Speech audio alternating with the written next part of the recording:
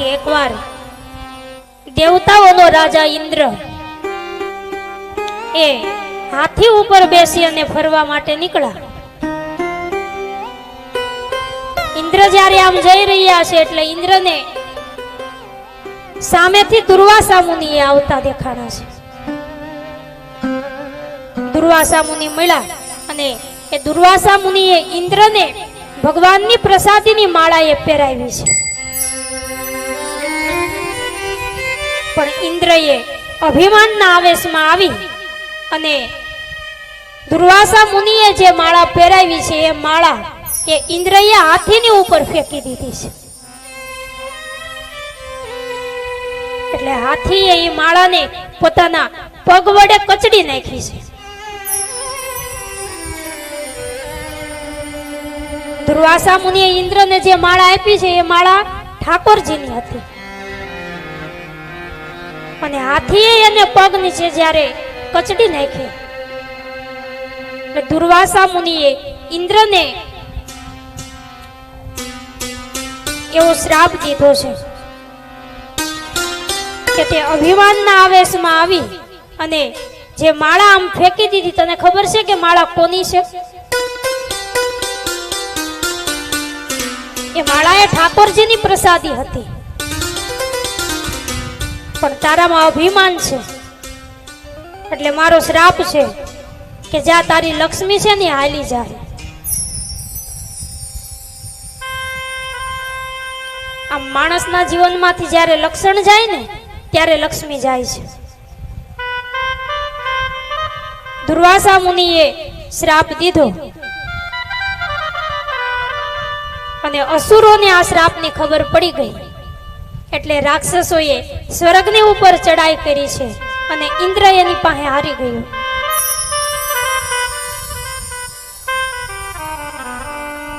સ્વર્ગનું રાજ્ય એ જતું રહ્યું છે એટલે ઇન્દ્ર એ ભગવાનની પાસે જઈને ભગવાનને કહેવા લાગ્યો છે કે પ્રભુ અમારું રાજ્ય એ જતું રહ્યું, હવે અમે હાવ નવરા થઈ ગયા, હવે કરવું.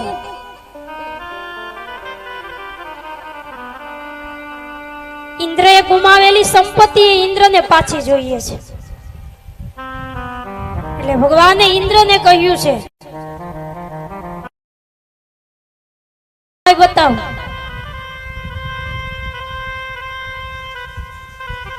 પણ હું જે ઉપાય બતાવું કામ તમારે જે કરવાનું છે તમારા એકલાથી નહીં થાય. ભગવાને ઇન્દ્રને કહ્યું કે આ કામમાં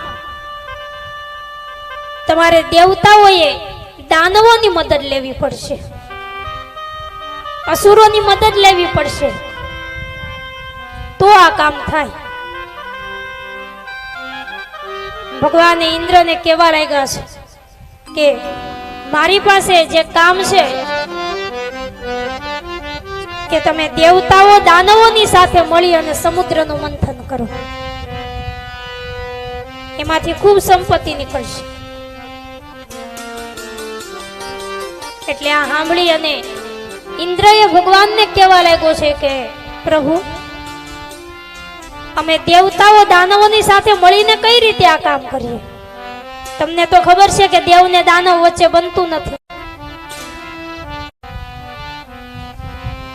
ભગવાને ઇન્દ્રને કહેવા લાગ્યા છે કે ઇન્દ્ર આ કામ તમારા એકલા દેવતાઓથી નહીં થાય, કારણ કે અમુક કામમાં માત્ર બુદ્ધિ એ નથી હાલતી, દેવતાઓની પાસે બુદ્ધિ બહુ છે. પણ ભગવાને ઇન્દ્રને કહ્યું કે અમુક કામ એવું હોય કે એમાં બુદ્ધિ અને બળ બંનેની જરૂર પડવાની. દેવતાઓની પાસે બુદ્ધિ છે અને દાનવોની પાસે બળ છે એટલે આ કામ તમારે દાનવોને હારે રાખીને કરવું પડશે તો તમને સફળતા મળશે. તમે જાઓ દાનવોના અસુરોના રાજા બલિની પાસે જાઓ, જો એ તમને મદદ કરવા માટે તૈયાર થાય તો દેવ અને દાનવ મળી અને સમુદ્ર મંથન કરો. ઇન્દ્રએ ભગવાનને કહેવા લાગ્યો કે પ્રભુ તમે તો જાણો છો કે બલિની સાથે મારે જરાય નથી બનતું, તો એની પાસે હું કઈ રીતે જાઉં? અને વળી પાછો હું દેવતાઓનો રાજા છું, હું એ રાક્ષસના રાજા પાસે જાઉં? ત્યારે ભગવાને ઇન્દ્રને કહ્યું છે કે ઇન્દ્ર, જ્યારે આપણે જરૂર હોય ને ત્યારે જેની ચડતી હોય ને એની પાસે આપણે જવું પડે છે. અત્યારે બલિ રાજાની ચડતી છે અને જ્યારે જેની ચડતી હોય એની પાસે આપણે કામ કઢાવવું હોય ત્યારે જવું પડે.